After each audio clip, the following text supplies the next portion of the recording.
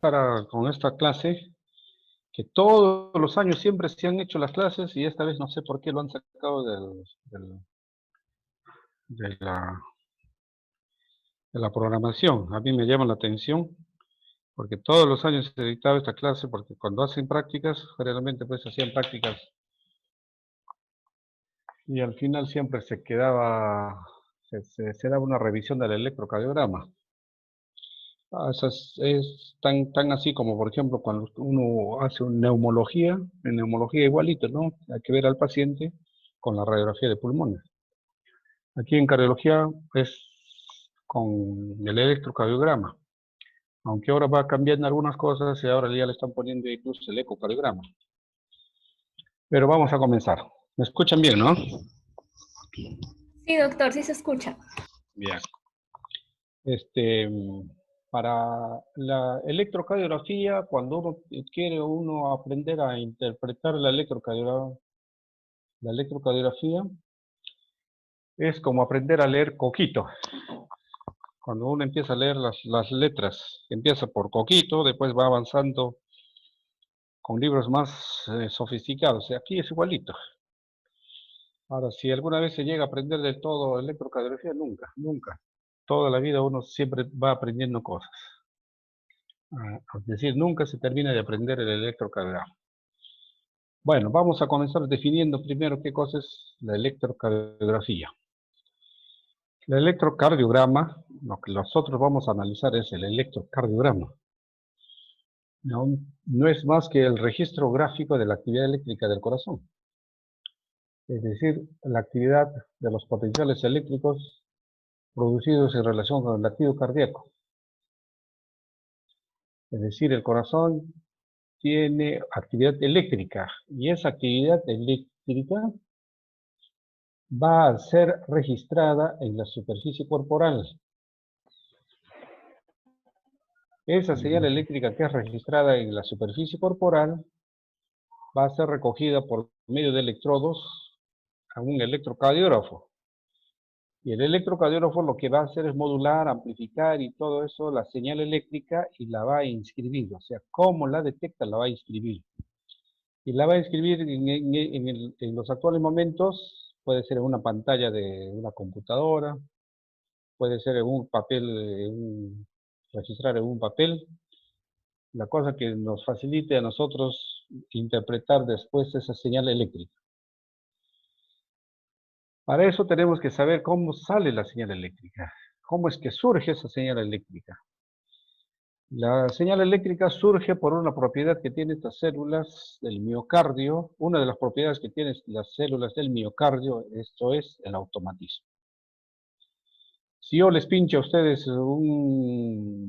digamos, el brazo, ustedes al pinchazo que es el estímulo, ustedes van a tener una reacción, van a respirar bruscamente, por decir. Aquí la célula cardíaca no requiere que lo pinchen, sino ella misma genera su automatismo, su propio estímulo. Y eso es debido a la propiedad automática que ya les comenté, ¿no? Y esa propiedad automática es la que va a producir la corriente eléctrica. Esa corriente eléctrica que inicialmente es chiquita, pequeñita, va a ir aumentando hasta un punto que se llama umbral. Y al llegar al umbral va a desencadenar un potencial de acción que se va a transmitir a toda la célula y a las demás células. Muy bien. La formación del impulso eléctrico se da en estas células que pertenecen a lo que se conoce como el sistema éxito conductor. ¿Ya? Entonces, estamos hablando aquí del origen del impulso. Pero una vez que se ha originado el impulso, esta se va a conducir a las demás células. Entonces, estamos hablando de conducción del impulso. ¿Ya? Entonces, esta generación del impulso y la conducción del impulso se va a transmitir a la superficie corporal. Nuevamente, reiterando. ¿Cómo es que se genera el impulso? Ahora lo vamos a ver. Los pasos por los que la electrocardiografía se basa sería inicio de la formación del impulso. Ahora, el impulso se origina en cualquier célula del sistema excitoconductor, pero dentro de este sistema excitoconductor habrá dos grupos celulares que tienen mayor automatismo. Y el que más automático tiene las células más automáticas, digamos, es el nodo sinusal. Por eso que el nodo sinusal es el llamado marcapaso natural. Es el marcapaso natural o el marcapaso primario, sobre todo en mamíferos. Una vez que se ha generado este impulso, se va a transmitir a través del sistema, ¿no? A través de un sistema que se conoce como un sistema de conducción especializado. El músculo también conduce, pero si hay sistemas de conducción especializado, obviamente por ahí va a ser mejor. Una vez que este impulso llega a las células, lo que va a hacer es activar la célula, o sea, despolarizarla, tanto las células del miocardio auricular como del miocardio ventricular, y después de que se han activado o se ha despolarizado esta célula, va a entrar una fase de reposo o de la repolarización o recuperación. Todo parte a partir de una célula. Nosotros tenemos las células del miocardio, están en un medio iónico. ¿Qué quiere decir medio iónico? Quiere decir que hay iones fuera de la célula y dentro de la célula. Pero estos iones tienen cargas. Entonces habrá cargas fuera de la célula y habrá cargas dentro de la célula. Pero estas cargas también dan un determinado valor.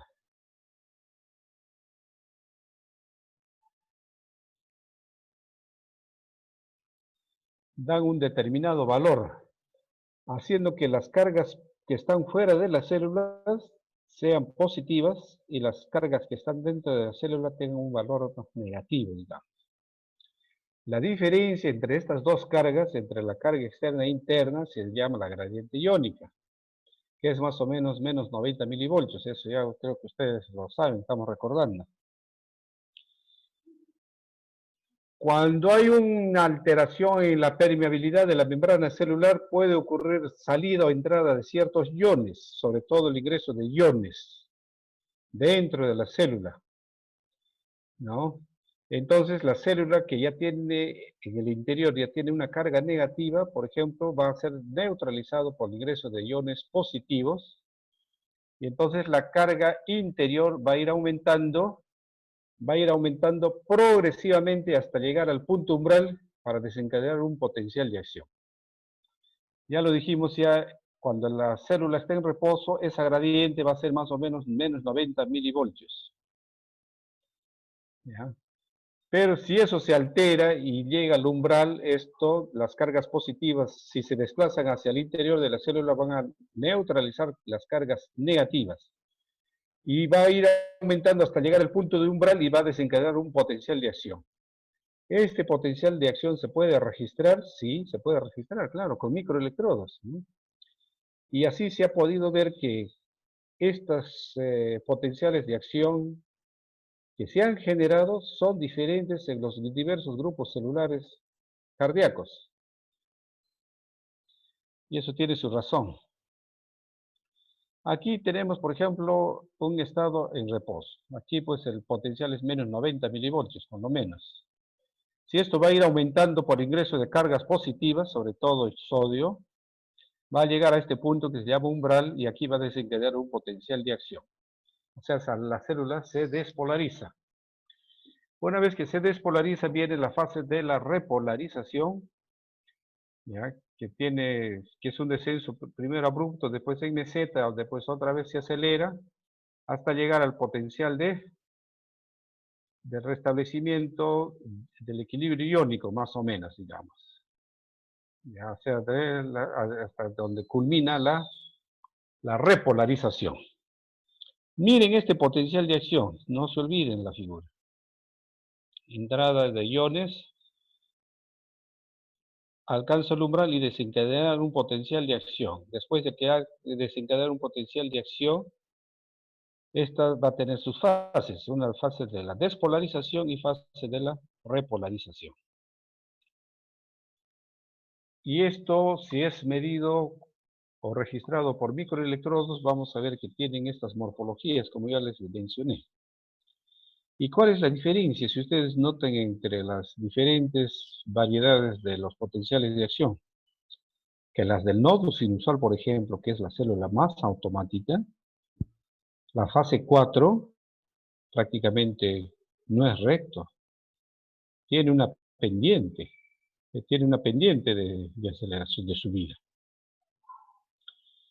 Y la célula que es menos automática, más bien al contrario, es completamente plana, como lo ven ustedes. ¿Y esto qué será entonces? Recuerden la figura del potencial de acción que yo les mencioné. Por ejemplo, este es un potencial de acción. Si este es un potencial de acción que se ha producido a nivel ventricular, esto va a ser registrado por el electrocardiógrafo. Y lo que nos va a inscribir de este electrocardiógrafo es este complejo de ondas, QRS y T.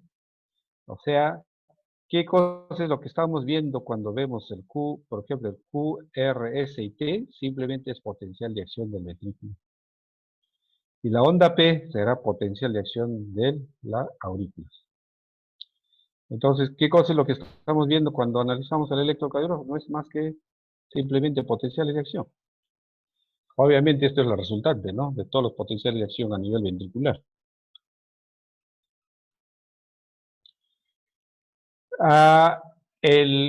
El electrocardiógrafo que nos registra esta señal eléctrica desde la formación del impulso y su conducción del impulso, dijimos, va a ser registrado por un electrocardiógrafo, y el electrocardiógrafo lo que nos va a dibujar es esta figura, como vemos aquí, donde cada porción de esta figura coincide con la parte desde el origen del impulso, ¿no?, del origen desde el impulso a las aurículas. De aquí viene la conducción por el nodo auriculoventricular, aquí empieza la despolarización ventricular, finaliza la despolarización ventricular y aquí comienza la repolarización ventricular. Coinciden prácticamente desde el origen hasta su conducción del impulso.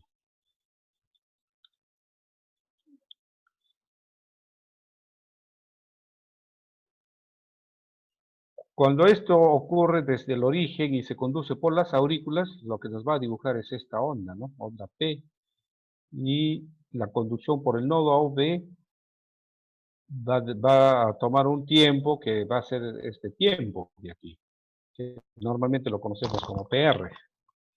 Y cuando pasa a los ventrículos, empieza con la onda Q, RS, que despolariza, y después vendrá la repolarización. Ahora, la repolarización ventricular también produce pues corrientes iónicas. Es por eso que se registra, como el ST y la T. La repolarización auricular en el trazado no se observa. ¿Por qué? Porque la repolarización auricular va a coincidir con el QRS. Y por fuerzas, por magnitud de fuerzas de corriente, la repolarización auricular pues no se va a observar, ¿no?, porque coincide con el QRS, lo oculta, mejor dicho.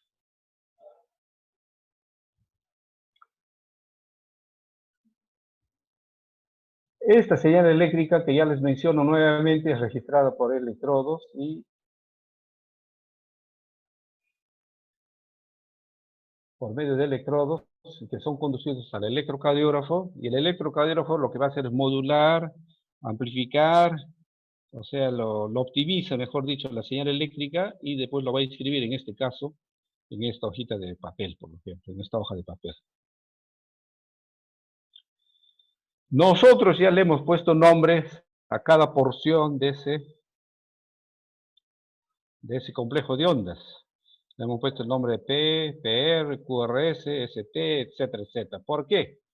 Porque estos segmentos, digamos, estos parámetros, pues nos van a servir para hacer los análisis de este complejo de ondas. De este complejo de ondas. Entonces, en resumen, generación del impulso, conducción del impulso a las aurículas, nodo aurículo ventricular, ventrículos y su repolarización ventricular. Entonces, estamos viendo en este trazado, o sea, en este trazo, en este complejo de ondas, la formación del impulso y su conducción. O sea, acuérdense, formación del impulso y su conducción. Conducción denota tiempo, ¿ya? Denota tiempo. Y ese impulso también tendrá una determinada medida cuando es conducido por las cavidades. Entonces, en ese sentido, vamos a ver la medida de esas señales y en ese sentido, la duración de esa señal. Vamos a repetir nuevamente el automatismo. Dice, no precisan de estímulos externos. Ustedes saben que es una propiedad de estas células, ¿no? Está dado principalmente por los llamados marcapasos naturales, que en los mamíferos el nodo sinusal es el más importante. Después el automatismo va decayendo a medida que vamos bajando, ¿no? Las fibras de Purkinje, las de His, las células auriculares, el nodo aurículo ventricular, son cada vez menos automáticos. Entonces, la generación del impulso, ya lo dijimos, se da por esa despolarización diastólica espontánea, o sea, ese ingreso que va ingresando iones de carga positiva en forma progresiva, que hacen que esa fase 4 no sea plana, sino sea una pendiente, es precisamente por esto, por despolarización diastólica espontánea, que alcanzado el umbral desencadena un potencial de acción. Ahora, la rapidez con que se producen estos impulsos va a depender, pues, tanto del ascenso en la despolarización diastólica espontánea, ¿no? Como en el tiempo que demora para alcanzar el umbral, ¿no? Y obviamente el que tiene mayor frecuencia de producir actividad eléctrica es el nodo sinusal, por eso es el que comanda el ritmo, ¿no? Comanda el ritmo. Aquí tenemos digamos, una comparación entre la célula no automática, que aquí es plano, y la automática aquí es como una pendiente. Despolarización diastólica espontánea. Se va ingresando iones en forma progresiva, hasta llegar al umbral y desencadenar un potencial de acción. ¿De qué estructura o de qué grupo celular el automatismo tiene más elaborado? El nodo sinusal. Y como ven ustedes, el nodo sinusal por eso es que su frecuencia es mayor. Va disminuyendo el automatismo conforme vamos bajando, digamos, y la que es menos automática es las células de Purkinje. Por eso ustedes comprenderán cómo el nodo sinusal puede tener una frecuencia de 80 y aquí de 40. ¿Por qué? Porque su frecuencia con que se produce la actividad eléctrica aquí va a ser 80, y aquí la frecuencia con que se produce la actividad eléctrica es 40.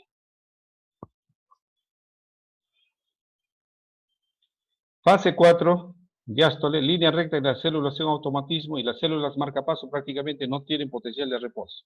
O sea, no es recto, mejor dicho.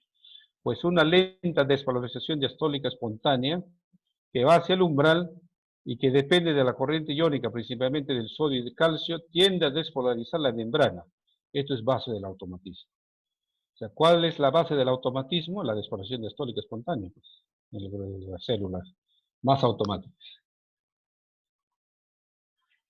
Esto no lo vamos a ver ahora, pero sí esto de aquí. O sea, con lo anterior hemos visto la generación del impulso y con esto vamos a ver la conducción del impulso.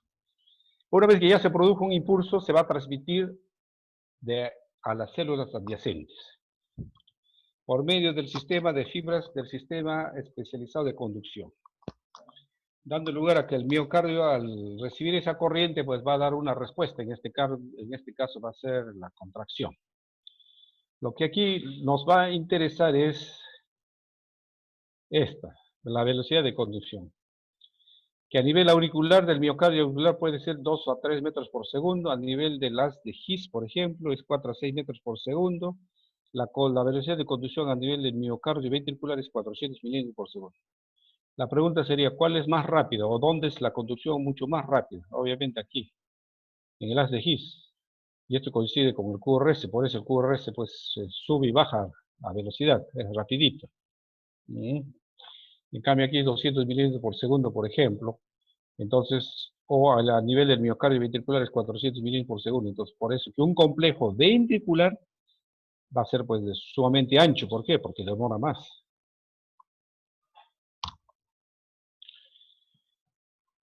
¿Hasta ahí alguna pregunta? ¿Alguna cosa? ¿Aló? Sí, sí está bien, doctor. ¿Todo está bien? ¿Alguna duda?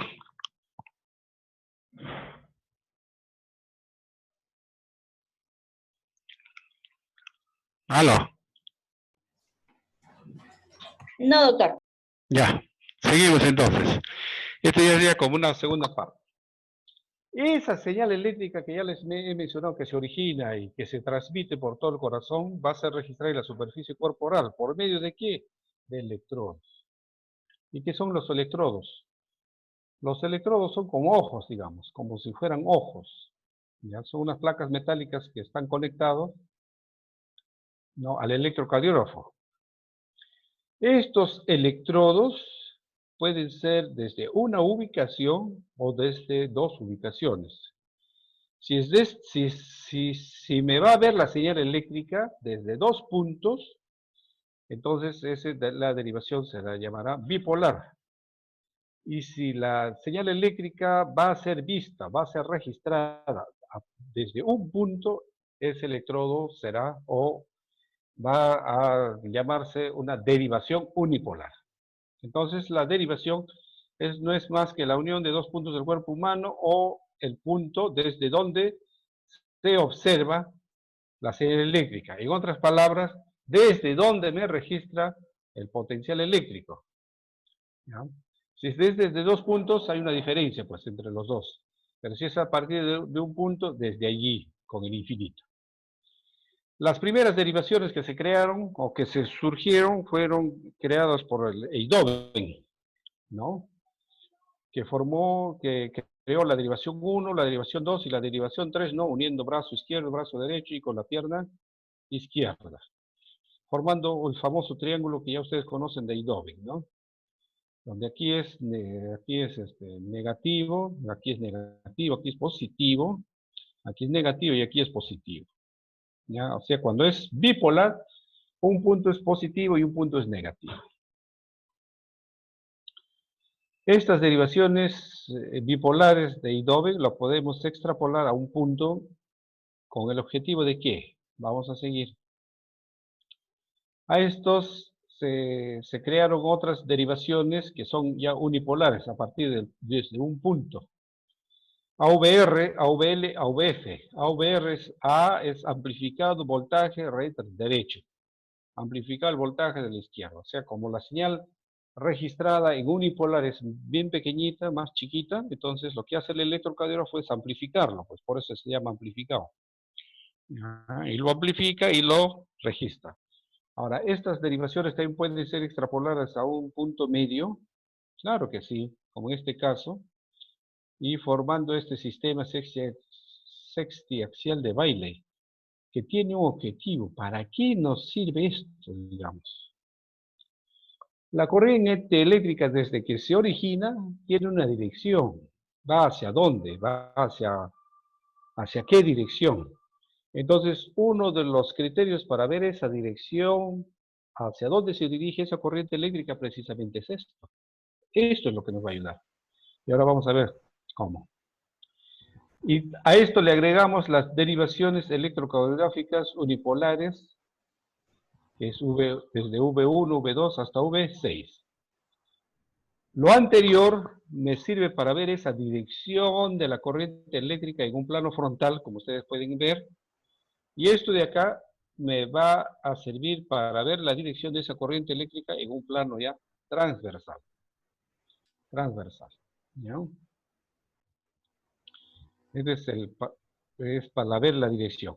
Cuando estoy hablando de ver o de determinar la dirección de la corriente eléctrica, lo que estoy haciendo es determinando el eje eléctrico. Eso es lo que estoy haciendo. Determinar el eje eléctrico. Ese eje eléctrico puede ser expresado como un vector. ¿Por qué? porque las fuerzas eléctricas pueden considerarse como una magnitud vectorial y por lo tanto tienen ciertas propiedades como magnitud, dirección y polaridad. Y aquí hay un concepto que ustedes tienen que fijar. ¿Cuál sería el mayor determinante de normalidad o anormalidad de un trazado, de un electrocardiograma? ¿Cuándo decimos que un electrocardiograma es anormal? El mayor determinante está dado por el vector cardíaco, pues, o por el eje eléctrico, tanto en plano frontal como horizontal. Podemos determinar la dirección de la P, de la T y del QRS, obviamente.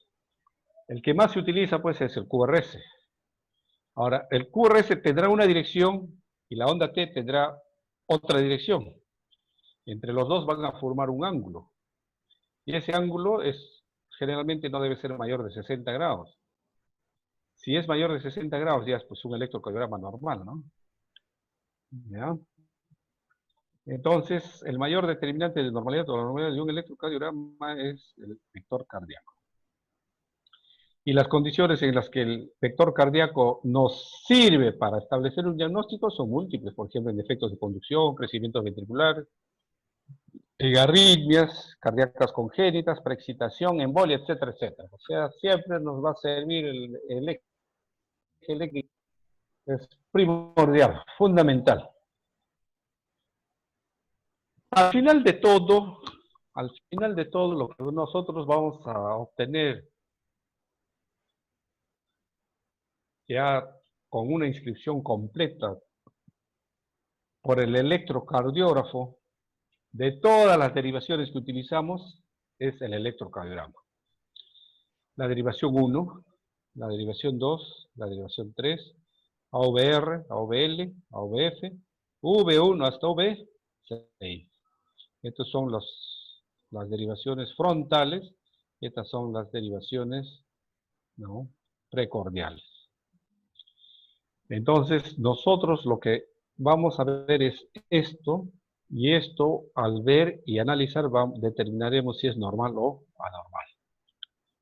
Como ustedes ven, cada derivación es como un ojo, como les decía, que me ve la señal eléctrica desde el punto de su ubicación. Por ejemplo, la derivación 1 me verá así a mi vector, a mi señal eléctrica, pero V1 me lo ve así. ¿Ya? AVR me lo ve así y V6 me lo ve así. ¿Ya? Por eso es que hay esos cambios eléctricos.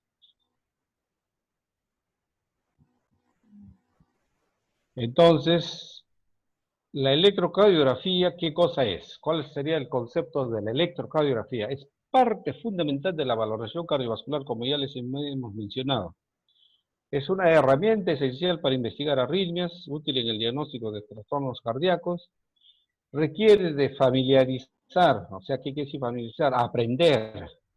Aprender el amplio rango de electrocardiogramas normales y su comprensión de los efectos de los trastornos cardíacos y no cardíacos sería, pues, ¿no?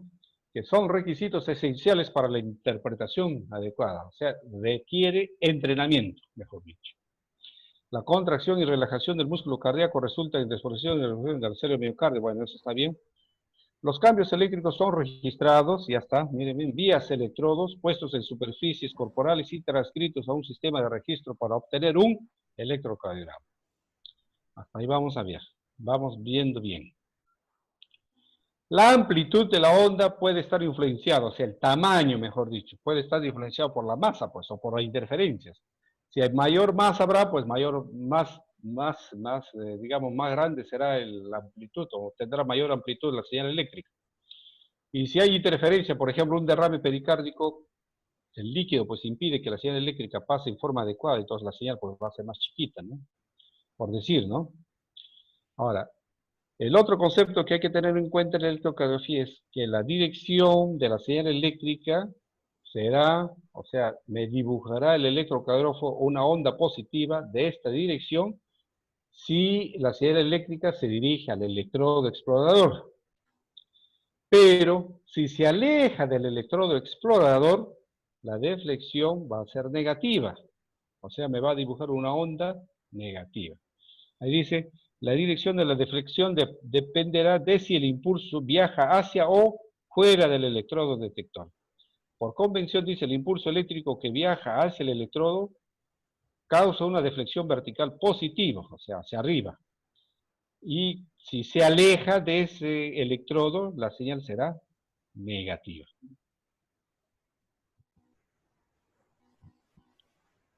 ¿Hasta ahí alguna pregunta?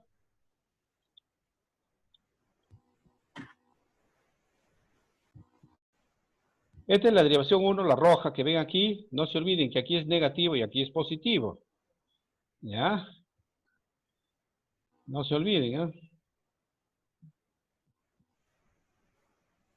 Y aquí esta derivación es la VF, y aquí está el electrodo explorador, aquí pues va a ser positivo, y lo que se aleja es negativo, no se olviden, acá es positivo y aquí ya pues será negativo si se aleja, ¿no? Si se aleja la señal eléctrica de VF será negativo. ¿Alguna pregunta? Para pasar a la segunda parte. Sí, doctor, voy a crear otra videollamada porque acá ya se va a acabar. Falta creo 2 minutos. Ah, ya. Sí, no, Sí, estas ya. clases son bien largas, ¿eh? Sí, Uy, le ya. mando otro link para que se una a otra videollamada, ¿ya, doctor? A ver.